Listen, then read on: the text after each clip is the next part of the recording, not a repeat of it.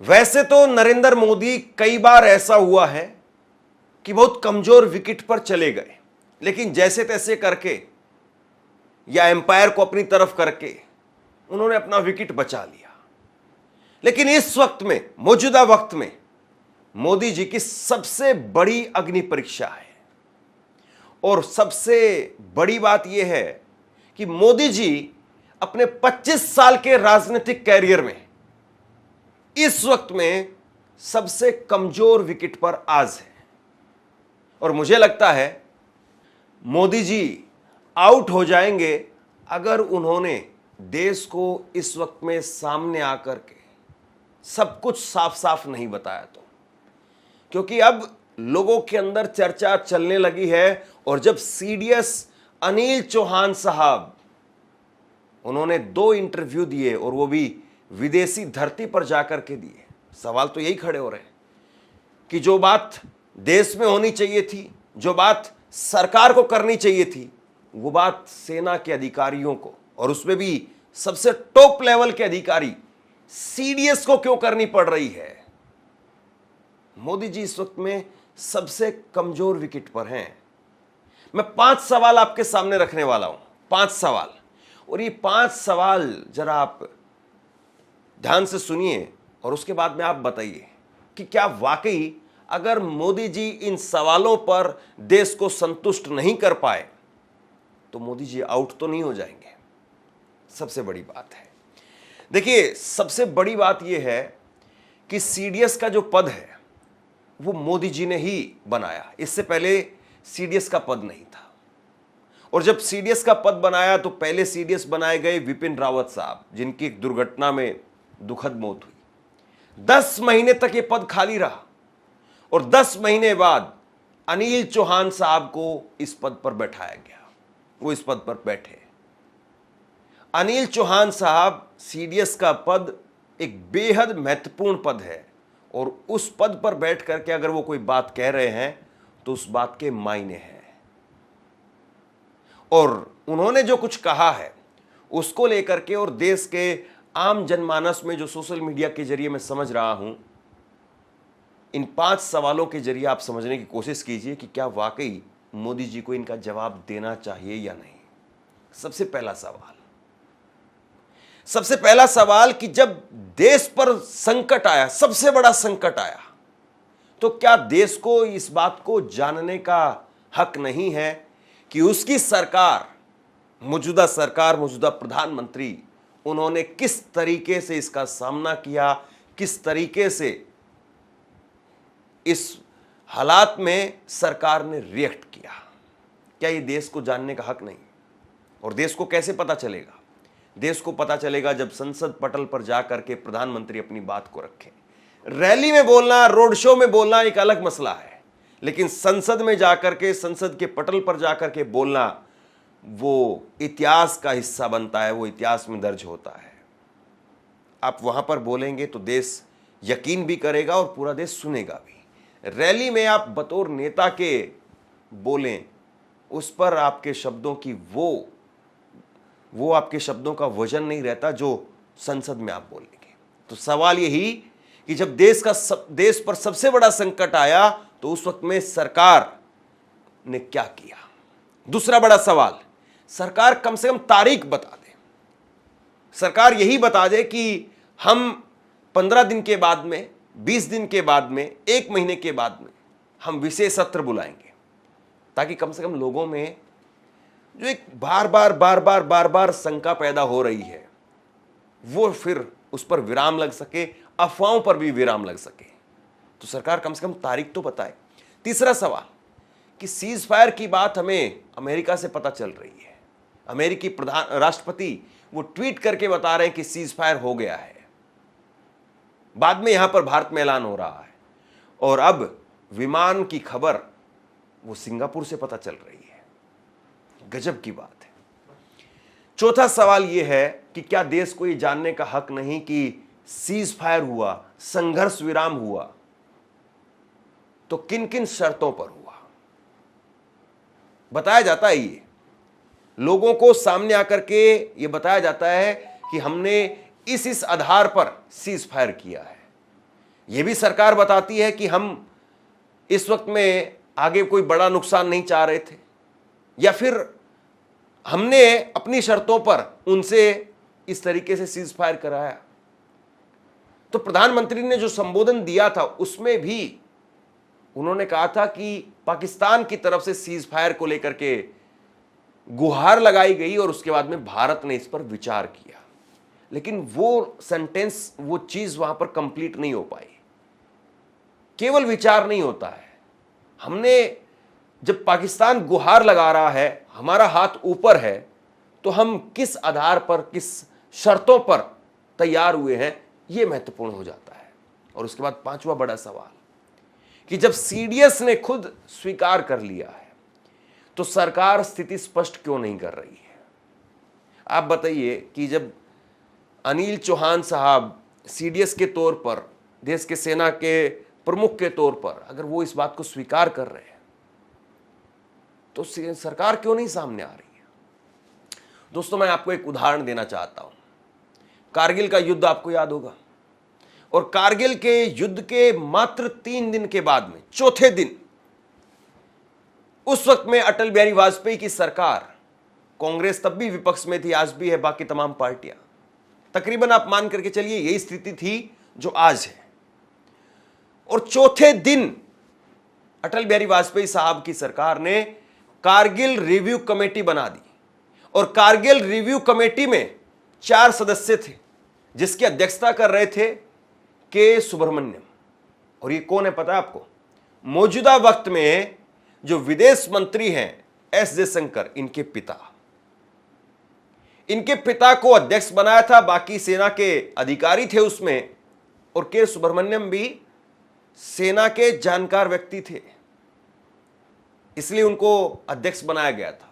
और उन्होंने फिर उसके बाद में 15 दिसंबर 1999 को सरकार को अपनी रिपोर्ट सौंपी, और सरकार ने 22 फरवरी 2000 को वो रिपोर्ट संसद पटल पर रखी। तो जब अटल बिहारी वाजपेयी गठबंधन की सरकार, मोदी जी का जो आज गठबंधन है, वो अटल बिहारी वाजपेयी से कहीं ज्यादा मजबूत है। तो वो जब अटल बिहारी वाजपेयी साहब अगर एक कारगिल रिव्यू कमेटी बना सकते हैं, सामने आकर के देश को बता सकते हैं, तो मोदी जी अभी तक इस मामले पर क्यों आगे बढ़ते हुए दिखाई नहीं दे रहे हैं? ये सवाल है। बड़ी बात आप सुनिए जरा। राहुल गांधी 17 मई को इस बात को कह रहे थे कि हमारे विमान गिरे हैं, गिराए हैं, ये सवाल पूछ रहे थे वो। और कांग्रेस के तरफ से जब ये बयान आया तो भाजपा के तमाम नेताओं ने पाकिस्तान की भाषा बोल रहे हैं, राहुल गांधी, कांग्रेस तो जो है वह पाकिस्तान के गुलाम है, चमचे की तरह से है, इस तरह की भाषा जो है वो प्रयोग की। लेकिन आप बताइए, 17 मई को राहुल गांधी ने जो बात कही, उस बात को सीडीएस यहां पर कहते हुए नजर आए। हालांकि अभी भी स्थिति साफ नहीं है कि कितने विमान हमारे गिरे, या फिर कितने हमने उनके गिराए, या फिर हमें जो चोट लगी है, नुकसान हुआ है। और ये ऐसा भी नहीं है कि केवल विपक्ष को बताने के लिए, या देश को, या फिर देश को बताने के लिए, देश के लोगों को बताने के लिए होता है। ये इसलिए भी होता है कि कभी अगर इस तरह के हालात बनते हैं तो उसमें रिव्यू कमेटी वगैरह बनाई जाती हैं कि हाँ, हमने यहां से, इस घटना से क्या सीखा, हमने किस तरीके से वार किया, क्या हमारी कमियां रही, क्या हमारी खूबियां रही, और आगे के लिए हमारी क्या तैयारी होगी। ये इसलिए जरूरी है, इसलिए प्रधानमंत्री को आना चाहिए। लेकिन अभी तक, खैर, दूसरी बड़ी बात यह है, सीडीएस ने खुद कहा देवर, मतलब विमान में वो देवर का इस्तेमाल कर रहे हैं। वर का मतलब बहुवचन, यानी कि एक नहीं, एक से ज्यादा भी हो सकता है। और क्या वो राफेल विमान था? अगर राफेल विमान था तो और बड़े सवाल। दूसरी बड़ी बात, एयर मार्शल भारती, उन्होंने भी प्रेस कॉन्फ्रेंस में कहा था, और मैं कोट कर रहा हूं, loss are the part of combat situation but our pilot are safe. तो उन्होंने कहा था कि नुकसान होता है, और जब आप इस तरह की स्थिति में हो तो जाहिर सी बात है नुकसान होता है, लेकिन हमारे सभी पायलट सुरक्षित हैं। तो उस वक्त में भी सवाल खड़ा हुआ था कि पायलट सुरक्षित हैं तो क्या विमान सुरक्षित नहीं है? और अब सीडीएस साहब ने तो जो कह दिया उसके बाद में तो और तस्वीर साफ हो गई। सबसे बड़ी बात यह है कि एक तरफ सीडीएस उनका स्टेटमेंट, दूसरी तरफ 2 दिन पहले ही वायुसेना के प्रमुख अमरप्रीत सिंह, एपी सिंह साहब, वो कह रहे थे कि भाई मेक इन इंडिया की इतनी सारी बातें होती हैं लेकिन हमें तेजस विमान की डिलीवरी नहीं मिल पाई। 83 विमान का वादा किया गया था, अभी तक एक नहीं मिला है, डिजाइन तक तैयार नहीं है। तो दोस्तों इस बात को समझिए जरा कि जो काम सरकार का है या सरकार जो दावा वादा करती है कि नहीं हम तो इतना नहीं इतना कर रहे हैं, हमारे सामने और तो कोई कर ही नहीं रहा है, जब इतनी सारी बातें होती है और उसी वक्त में अगर एक हफ्ते के भीतर 2 बड़ी स्टेटमेंट निकल करके सामने आती है, वायुसेना के चीफ वो सामने आकर के कहते हैं, दूसरी तरफ सीडीएस वो सामने आकर के कहते हैं, और दोनों के बयान, दोनों की बातें ऐसी हैं जो सरकार पर सवाल खड़े करती है, तो क्या जवाब नहीं मिलना चाहिए? तो क्या चर्चा भी नहीं होनी चाहिए? और क्या प्रधानमंत्री अब भी बैठे रहेंगे, अब भी नहीं सामने आएंगे? सवाल इस बात का है। और सबसे बड़ी बात यह है कि बीजेपी तो अब उल्टा कह रही है कि विपक्ष वो सेना का मनोबल गिरा रहा है, कांग्रेस सेना का मनोबल गिरा रही है, ये बीजेपी की तरफ से कहा जा रहा है। लेकिन अब सीडीएस ने कह दिया तो फिर आप क्या कहेंगे? क्या कल को भाजपा के जो समर्थक हैं वो सीडीएस पर भी यही आरोप लगाएंगे? सीडीएस ने जो कहा है वो बतौर एक सैनिक कहा है, और सैनिक कभी कोई लाग लपेट नहीं करता है। और उन्होंने स्पेसिफिक कहा, उन्होंने कहा कि हां नंबर मायने नहीं रखता है, वो क्यों गिरे ये मायने रखता है, और गिरने के बाद में भी हमने अपनी तैयारी की और पाकिस्तान में घुस करके मारा, ये मायने रखता है। तो कोई लाग लपेट उन्होंने नहीं रखी, लेकिन प्रधानमंत्री। और सवाल अब कांग्रेस उनसे यही पूछ रही है कि कल को आपके लोग आकर के इनको ट्रोल करने लग जाएंगे, और जिन लोगों को किसी मामले में भी नहीं पता होता है, जजों को वो ज्ञान देने लग जाते हैं, आर्मी को वो ज्ञान देने लग जाते हैं, वो लोग अब सीडीएस को कह रहे हैं कि सीडीएस को ये बात नहीं बोलनी चाहिए थी। सुनिए जरा सुप्रिया स्नेत को। भारत के chief of defence staff general Anil Chauhan ने हिंदुस्तान से हजारों किलोमीटर की दूरी पर सिंगापुर में ब्लूमबर्ग और रॉयटर्स को दिए हुए अपने एक अंग्रेजी के इंटरव्यू में ये माना कि हाँ जरूर हमारा कुछ नुकसान हुआ, हमारे कुछ जेट्स गिरे, लेकिन ये जरूरी नहीं है कि हमारे जेट्स गिरे, ये जरूरी है कि ऐसा क्यों हुआ, उनको क्यों गिराया गया और उसके बाद हमने क्या किया। और उन्होंने बताया कि हमने रीस्ट्रैटेजाइज किया और हमने घर में घुसकर उसके बाद पाकिस्तान को मारा, पाकिस्तान के एयरबेस काफी अंदर जाकर तबाह किए। यही तो पहचान है डिसिप्लिन्ड आर्म्ड फोर्स की, यही तो पहचान होती है शूरवीरों की, उनके पराक्रम की, उनके शौर्य की। जब वो मन बना लेते हैं तो वो दुश्मन को सबक सिखाते हैं, और वो थोड़ा बहुत अगर नुकसान हुआ तो उसको मानने से इनकार नहीं करते। ये कौन मान सकता है कि अगर आप एक युद्ध लाइक सिचुएशन में हैं, आप एक कॉन्फ्लिक्ट में हैं, तो जरूर आपका कुछ नुकसान होगा, और उसको मानना ही तो हमारी साख है, उसको मानना ही तो हमारी क्रेडिबिलिटी है, क्योंकि उसको मानकर हमने उसके बाद क्या किया वो ज्यादा जरूरी मुद्दा है। लेकिन सरकार उस पर लीपापोती क्यों कर रही है, नरेंद्र मोदी क्या छुपाने की कोशिश कर रहे हैं, ये अपने आप में संशय पैदा करता है। क्योंकि ना वो सिर्फ देश को भ्रमित कर रहे हैं, वो असल में सेना के मनोबल को कमजोर कर रहे हैं, उस सेना के मनोबल को जिसने पाकिस्तान को नाको चने चबवा दिए। और आप उनके इतने बड़े कीर्तिमान को छुपा छुपाई खेलकर, लीपापोती कर कहीं ना कहीं उनका मनोबल तोड़ रहे हैं। एक और बात, आज जब जनरल चौहान ने ये बड़ी बात बोली तो उन्होंने डिसिप्लिन आर्म फोर्स की तरह बात करी, लेकिन बीजेपी का जो इकोसिस्टम है, जो दोरूपल्ली के ट्रोल है, वो खड़े हो गए ये कहने के लिए कि ऐसा करके CDS chief of defence staff ने नैरेटिव खराब कर दिया है। अब वो समझाएंगे कि चीफ ऑफ डिफेंस स्टाफ कब, कहां, कैसे, क्या बोलेगा। ये वही लोग हैं जो विक्रम मिस्री के पीछे पड़ गए थे, उनकी बेटी को नहीं बख्शा था, और अब ये जनरल चौहान के पीछे पड़ गए। लेकिन असलियत यह है कि इन लोगों को किसी चीज की कोई समझ नहीं है, ये लोग सिर्फ ट्रोल कर सकते हैं। इनके जब सच और तर्क बोला जाता है, और तर्क बोलना यूनिफॉर्म के लोगों का, टॉप डिप्लोमैट्स का काम है, और जब वो तार्किक बातें करते हैं, जब वो सच्चाई बयां करते हैं, तो इनके झूठ के पुलिंदे ध्वस्त हो जाते हैं और ये औंधे मुंह गिर पड़ते हैं। और उसके बाद ये हर उस व्यक्ति को अटैक करते हैं जो इनकी सच्चाई को उजागर करता है, और उसमें चाहे वो चीफ ऑफ डिफेंस स्टाफ हो, चाहे वो फॉरेन सेक्रेटरी हो, कोई भी हो। लेकिन यहां पर एक बात जरूरी है समझनी, ये वो लोग हैं जो सेना को कैसे लड़ाई लड़नी चाहिए, किसी खिलाड़ी को कैसे खेल खेलना चाहिए, किसी जज को जजमेंट कैसे देना चाहिए, ब्यूरोक्रेट को कैसे काम करना चाहिए, ट्रेड कैसे होना चाहिए, हर चीज का इनके पास जवाब है।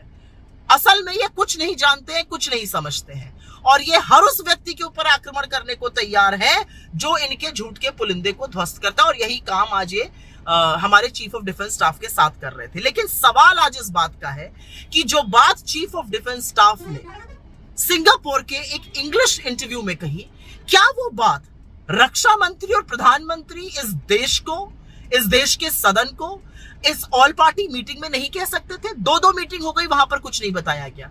संसद के विशेष सत्र की डिमांड लगातार उठ रही है। जो बात आज चीफ ऑफ डिफेंस स्टाफ ने कही है, इसी बात का मुद्दा तो राहुल गांधी जी ने उठाया था और इसी बात का मुद्दा विपक्ष ने उठाया, और आपने देशद्रोही को का कगार दे दिया। दिक्कत की बात यह है कि लोकतंत्र में छुपाया नहीं जाता है। लोकतंत्र में शूरवीर सच बताते हैं, और उस सच के बाद हमने हौसला और हिम्मत रख के क्या किया ये भी बयां करते हैं। ये काम चीफ ऑफ डिफेंस स्टाफ ने किया है, लेकिन नरेंद्र मोदी कुछ तो छुपाने की कोशिश कर रहे हैं। वो क्यों कर रहे हैं इसका जवाब सिर्फ वो दे सकते हैं, लेकिन इस प्रोसेस में वो सेना के मनोबल के साथ और इस देश के विश्वास के साथ जरूर खिलवाड़ कर रहे हैं। सीडीएस अनिल चौहान साहब ने जो कुछ कहा है उसके बाद में सरकार को सामने आकर के स्थिति स्पष्ट करनी चाहिए। और देखिए, यही चैनल जब सीडीएस की नियुक्ति हुई थी उस वक्त में बता रहे थे कि नहीं, ये कितना बड़ा पद है, कितना खास पद है, जबकि इस पद को भी 10 महीने के लिए खाली रखा गया। खैर छोड़िए, वो सेना का और सरकार का इंटरनल मामला है कि ये कैसे करना था, किस तरीके से करना था। लेकिन जो खूबियां बता रहे थे, जिन चैनलों पर गुणगान किया जा रहा था इनकी नियुक्ति के समय पर, आज उन्हीं चैनलों पर चुप्पी है। आज उन्हीं चैनलों पर सीडीएस अनिल चौहान साहब के बयान पर चर्चा तक नहीं हो रही है। खबर चल रही है लेकिन चर्चा वो चैनल नहीं कर पा रहे हैं। और आप बताइए, अगर सीडीएस ने अगर एक बात कही है तो उसके मायने हैं। अगर आपके घर में कोई बड़ा आदमी आकर के अगर कुछ बात कहता है तो क्या हमें उस पर चर्चा नहीं करनी चाहिए कि हमारे बड़े ने हमसे सामने से आकर के इस बात को कहा है तो हमें इस पर अमल करना चाहिए। लेकिन जो खामोशी है, अगर मोदी जी इस खामोशी को ऐसे ही बरकरार रखेंगे तो शायद हो सकता है कि जो उन्होंने कमाया है इतने दिनों तक, जो लोगों का एक विश्वास उन्होंने जीता है, हो सकता है कि फिर मोदी जी इस विकेट को, अपने विकेट को खो दे और आउट भी हो जाए। क्योंकि सबसे मजबूत आपकी कड़ी यही थी कि आप राष्ट्रवादी, आप सेना के लिए ये सारी जो आपने छवि बनाई, वो आज छवि ही आपके सामने आकर के खड़ी हो गई है और वही आपसे सवाल पूछ रही है। अब देखना ये है कि मोदी जी इसका कब और कैसे जवाब देते हैं। शेयर कीजिए आप, और आप बताइए कि क्या वाकई सरकार को सामने आकर के सीडीएस के बयान के बाद जवाब देना चाहिए या नहीं। नीचे कमेंट बॉक्स में लिख करके जरूर बताइए। धन्यवाद।